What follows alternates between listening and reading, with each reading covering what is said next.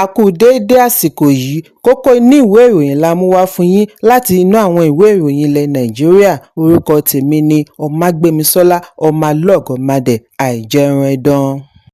Gómìnà àná fún ìpínlẹ̀ Bayelsa àti mínísítà àná fún ẹ̀sùn epo Timothy Silva ti ní àjọ tó ń gbógun ti ìwà ìbàjẹ́ àti ìṣòwò ìlú kúmọkùmọ EFCC kò tẹ̀lé ìlànà kí wọ́n tó kéde wíwá rẹ̀. Nínú àtẹ̀jáde àná ni amúgbálẹ́gbẹ̀ẹ́ Silva Julius Bokoru ti ní àjọ EFCC kàn gba orí ẹ̀rọ abánidọ́rẹ̀ẹ́ lọ láti lọ kéde wíwá mínísítà àná. Wọn kò fi àtẹ̀jíṣẹ́ kankan ránṣẹ́, wọ́n kàn gba orí ẹ̀rọ láti lè túbọ̀ bu epo jó èròǹgbà aráàlú tako mínísítà. Bokoru ní ohun tí wọ́n ń pè ní ẹ̀sùn ìdìtẹ̀gbàjọba ti wá di ẹ̀sùn àjẹbánu. Agbẹnusọ ní àwọn olóṣèlú kan mọ̀ọ́mọ̀ dojúsọ Silva pẹ̀lú ìpètepèrò bí ó ti fi wé ìrírí Jóòbù nínú Bíbélì. Ó ní èyí kì í ṣe sábàbí, wọ́n mọ̀ọ́mọ̀ fẹ́ bà á lórúkọ jẹ́ ni. Lánàá ni àjọ EFCC kéde wípé àwọn wá Silva lórí ẹ̀sùn jìbìtì $14.85 million. Ìkéde yìí wáyé lórí ẹ̀rọ abánidọ́rẹ̀ẹ́ bí wọ́n ti ṣe àfihàn àwòrán rẹ̀. Gẹ́gẹ́ bí àlàyé EFCC, Silva lọ́wọ́ nínú ẹ̀sùn ìlẹ̀dí àpòpọ̀ àti àìṣòtítọ́ pẹ̀lú owó àjọ ìjọba tí wọ́n darí sí ibòmíràn. Ẹ̀kúnrẹ́rẹ́ ìròyìn yìí wà nínú ìwé ìròyìn Premium Times tó jáde lónìí. Gómìnà ìpínlẹ̀ Ọ̀ṣun Adémọ́lá Adélékè ti fi ìkíni kú oríire ránṣẹ́ sí gómìnà ìpínlẹ̀ Anambra Ọ̀jọ̀gbọ́n Chukwuma Soludo lórí àṣeyọrí rẹ̀ níbi ìdìbò gómìnà. Ó sọ àsọdájú wípé ìfẹ́ aráàlú fi ara hàn níbi ìdìbò kí wọ́n sì máa bu ọ̀wọ̀ fún èyí. Nínú àtẹ̀jáde àná tí agbẹnusọ gómìnà Ọláwálé Rasheed bu ọwọ́ lù ní Adélékè ti ṣe àpèjúwe àtúndì ìbò yìí ní àfihàn iṣẹ́ àti ìgboyà tí aráàlú ní nínú ìṣèjọba Soludo. Gómìnà kọ wípé tinútinú ni òun fi bá arákùnrin rẹ̀ Ọ̀jọ̀gbọ́n Soludo yọ̀. Àṣeyọrí rẹ̀ jẹ́rìí sí iṣẹ́ rere rẹ̀ láti ọdún 4 sẹ́yìn àti ìfẹ́ tó jinlẹ̀ tí ará ìpínlẹ̀ Anambra ní sí ìṣọwọ́darí rẹ̀ àti àfojúsùn rẹ̀ fún ará ìlú. Àbájáde èsì ìdìbò fi èyí múlẹ̀ wípé ètò ìdìbò tó lọ geere ṣeé ṣe bí olùfẹ́ orílẹ̀-èdè bá gba ìṣàkóso ètò ìdìbò. Ọjọ́ Àìkú ni àjọ elétò ìdìbò kéde Soludo gẹ́gẹ́ bí ẹni jáwé olúborí níbi ìdìbò ọjọ́ 8 oṣù kọkànlá ọdún 2025. Ẹ̀kúnrẹ́rẹ́ ìròyìn yìí wà nínú ìwé ìròyìn Daily Trust tó jáde lónìí. Ọmọ Nàìjíríà 4 tí wọ́n wà lára àwọn adigunjalè tó ń da ìlú Lọ́ńdọ̀nù láàmú ni wọ́n ti rán ní ẹ̀wọ̀n ọdún 45 56 years imprisonment láti ilé-ẹjọ́ Kingston Crown, United Kingdom. Ìwádìí sọ di mímọ̀ láti inú àtẹ̀jáde lórí ẹ̀rọ alátagbà UK Metropolitan ní ọjọ́ Ajé. Àtẹ̀jáde dárúkọ David Akintola, Ayọ̀mídé Ọlárìbírọ̀, Ọlábíyì Ọbásá àti David Òkèwọlé. Àwọn yòókù ni James Adodo, Robert Hughes, Nelson Joel, Michael Babo, Mustakim Maya àti Lavi Blois. Àtẹ̀jáde yìí fìdí ẹ̀ múlẹ̀ wípé láàrin oṣù kẹsàn-án àti ìkọkànlá ọdún 2024, àwọn adigunjalè wọ̀nyí ṣiṣẹ́ ìdigunjalè ẹ̀rọ ìbánisọ̀rọ̀ phone robbery operations 13 káàkiri ilé ìtajà UK. Àwọn ilé ìtajà ńláńlá ni wọ́n ń ṣe ìkọlù sí bí wọ́n ṣe ń fi tipátipá mú àwọn òṣìṣẹ́ ilé ìtajà, ṣí yàrá ìkẹ́rùsí tí wọ́n fi ń ríbi jí àwọn ẹ̀rọ ìbánisọ̀rọ̀ ńláńlá àti àwọn ohun èlò ẹ̀rọ ìgbàlódé mìíràn.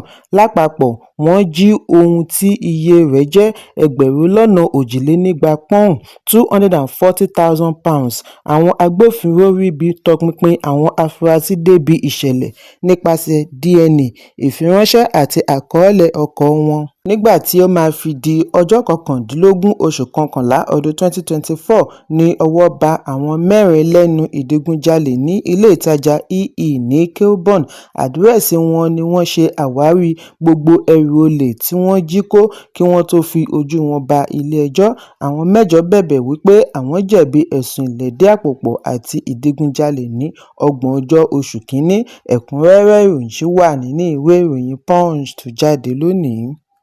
Olùdíje du ipò gómìnà láti ẹgbẹ́ òṣèlú People's Democratic Party (PDP) níbi ìdìbò tí ó wáyé ní ọjọ́ Àbámẹ́ta ní ìpínlẹ̀ Anambra Jude Ezenwafọ ti ní òun ti gbáradì àti ṣiṣẹ́ papọ̀ pẹ̀lú gómìnà Chukwuma Soludo láti lè ṣe àtìlẹ́yìn fún ìgbìyànjú ìdàgbàsókè tó ń lọ ní ìpínlẹ̀. Eze Nwafor, tí ó sọ̀rọ̀ lórí ẹ̀rọ amóhùnmáwòrán lánàá, ní ìbáṣepọ̀ rẹ̀ pẹ̀lú Soludo ti wà kí ìdìbò tó dé. Ó ṣàlàyé wípé ìfọwọ́sowọ́pọ̀ sàn fún àǹfààní ará ìlú ju kí wọ́n máa ṣorogún òṣèlú lọ. Ẹ̀kúnrẹ́rẹ́ ìròyìn wà nínú ìwé ìròyìn Vanguard tó jáde lónìí. Àjọ alámòjútó oúnjẹ àti egbòogi NAFDAC ti kéde lónìí ní ìlú Àbújá wípé àwọn yóò wọ́gilé títa ohun mímu ológógóró inú ọ̀rá àti oníke pẹlẹbẹ sachet and PET bottle alcoholic drink bẹ̀rẹ̀ láti oṣù kínní ọdún 2026. Adarí gbogbogbò fún àjọ NAFDAC, Ọ̀jọ̀gbọ́n Mojísọ́lá Adéyẹyè, ni ó ṣàlàyé yìí níbi ìpàdé pẹ̀lú akọ̀ròyìn. Bí ó ti sọ àsọdájú àfojúsùn àjọ wọn láti dáàbò bo ará ìlú, Adéyẹyè ní àwọn yóò rí dájú wípé wọ́n gbé òfin ró lórí wíwọ́gilé ṣíṣe àti títa ohun mímu ọlọ́tí inú ọ̀rá àti ike pẹlẹbẹ oní 200 ml títí oṣù kejìlá ọdún yìí. Adéyẹyè ṣàlàyé wípé ìgbésẹ̀ yìí lọ pẹ̀lú àṣẹ ilé aṣòfin tí Federal Ministry of Health ṣe àtìlẹ́yìn fún láti fi dáàbò bo ọmọ Nàìjíríà lọ́wọ́ ewu mímu ògógóró, pàápàá jùlọ láàárín àwọn aláìlágbára, ọmọdé àti ọ̀dọ́, láti dáàbò bò wọ́n lọ́wọ́ ewu àmujù ọtí. Adéyẹyè ṣe ìkìlọ̀ wípé ṣíṣe ọtí mímu sínú ọ̀rá mú kí owó rẹ̀ rọrùn, tí èyí sì ń pa kún àmujù, àṣìlò àti ìwà rédèrèdè láàárín àwọn màjèṣín àti awakọ̀ ọkọ̀ èrò. Adéyẹyè fi kún wípé àwọn ti tọpinpin ìwà yìí dé àlékún jàgídíjàgan, domestic violence, ìjàmbá ọkọ̀, àìlọ ilé ìwé mọ́ school dropout àti àwọn ìwà mìíràn tí kò bójúmu láwùjọ tó ń ba ìdílé àti ìlú jẹ́ lórílẹ̀-èdè. Nínú oṣù kejìlá ọdún 2018 ní NAFDAC, Federal Ministry of Health àti Federal Competition and Consumer Protection FCCPC bu ọwọ́ lu àdéhùn ọlọ́dún 5 MOU pẹ̀lú ẹgbẹ́ BTE àti DBAN. Ọjọ́ 21 oṣù kínní ọdún 2024 ni wọ́n kọ́kọ́ fi ṣe gbèdéke deadline kí wọ́n tó sún sí oṣù kejìlá ọdún 2025. Kí ààyè lè gba àwọn olùpèsè nǹkan wọ̀nyí láti fi ṣe àtúnṣe irinṣẹ́ wọn kí wọ́n sì tètè ta ti ọwọ́ wọn, ọ̀gá NAFDAC tẹnumọ́ wípé àwọn kò lè tẹ̀síwájú àti máa fi ẹ̀mí ọmọ orílẹ̀-èdè wewu nítorí owó, nítorí ọrọ̀ orílẹ̀-èdè dá lórí ìlera pípé ará ìlú.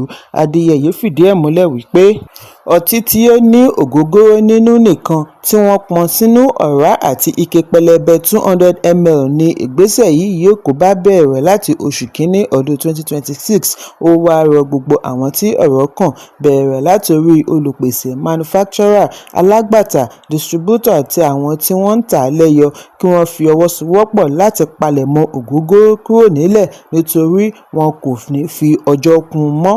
Ẹ̀kúnrẹ́rẹ́ ìròyìn wà nínú ìwé ìròyìn Vanguard tó jáde lónìí.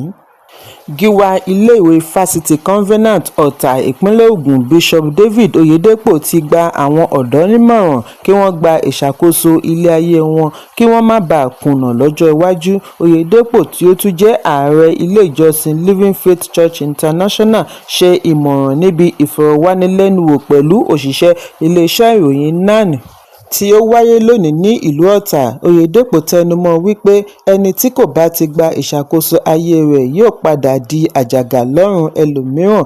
Bíṣọ́ọ̀bù gba àwọn ọ̀dọ́ nímọ̀ràn kí wọ́n gbárùkù ti iṣẹ́ ọjọ́ ọ̀la wọn kí wọ́n má bàa da ẹ̀bi ru ẹnikẹ́ni fún ìjákulẹ̀ tí wọ́n bá pàdé. Bákan náà ni Oyedepo ní kí ọ̀dọ́ gbé ìwà ọmọlúàbí wọ̀, nítorí ìwà burúkú a máa ba ènìyàn rere jẹ́. Ẹ̀kúnrẹ́rẹ́ ìròyìn wà nínú ìwé ìròyìn Vanguard tó jáde lónìí.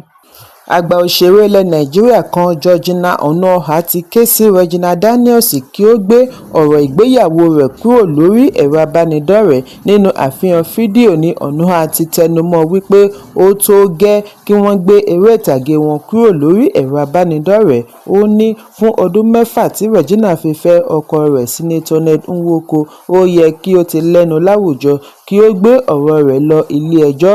Onuoha ní ẹ̀bẹ̀ lòun bẹ ìdílé yìí yìí kí wọ́n dẹ́kun fàákàjà orí ẹ̀rọ abánidọ́rẹ̀ẹ́, kí wọ́n wá ikọ̀ aṣojú PR team láti máa bá wọn sọ èyí, kí wọ́n tọ ọ̀nà tí ó tọ́. Ìkọlù orí afẹ́fẹ́ yìí tó gẹ́, ó ní òun mọ ìrora ibẹ̀, ó fẹ́ gba ìdájọ́ òdodo lórí ọ̀gbẹ́ni tí ó kan òun àti mọ̀lẹ́bí rẹ̀ lábùkù, ṣùgbọ́n ó ti róko ikún nílẹ̀ kó tó gbin ẹ̀pà sí i. Fúnra rẹ̀ ló pinnu àti fẹ́ ẹgbẹ́ bàbá rẹ̀, kò yẹ kí o wá pa ara rẹ̀ lé èyí lórí. Bákan náà ni ó gba Regina nímọ̀ràn kí ó gbé ẹ̀sùn rẹ̀ lọ ọ̀dọ̀ ẹgbẹ́ àwọn ìyàwó sínétọ̀ kí wọ́n bá a dá sí i. Ìgbéyàwó kì í ṣe dandan, ẹgbẹ́ ìyá rẹ̀ ni òun jẹ́, òun lòun ṣe ń sọ fún un kí ó má padà sí ibi tí ẹ̀mí rẹ̀ kò ti dé. Kí ó má fi ààyè gba kí ẹnikẹ́ni lo ọmọ takò, kò sí ohun tí ó máa ṣe àwọn ọmọ, kí ó lọ wá ìrànlọ́wọ́, gba ọ̀nà tí ó tọ́ nítorí wíwà lálàáfíà rẹ̀ ṣe pàtàkì. Ẹ̀kúnrẹ́rẹ́ ìròyìn wà nínú ìwé ìròyìn Daily Trust tó jáde lónìí. Kókó inú ìwé ìròyìn àsìkò yìí kò ní jù báyìí lọ. Ẹ pàdé mi ní ìrọ̀lẹ́ fún àkọ́tún ìròyìn. Kí a tó lọ, ẹ má ṣaláì fi àkíyèsí yín ránṣẹ́ kí ẹ sì bá wa subscribe sójú náà wa lórí YouTube kí kókó inú ìwé ìròyìn lè máa tẹ̀ yín lọ́wọ́ ní kíákíá.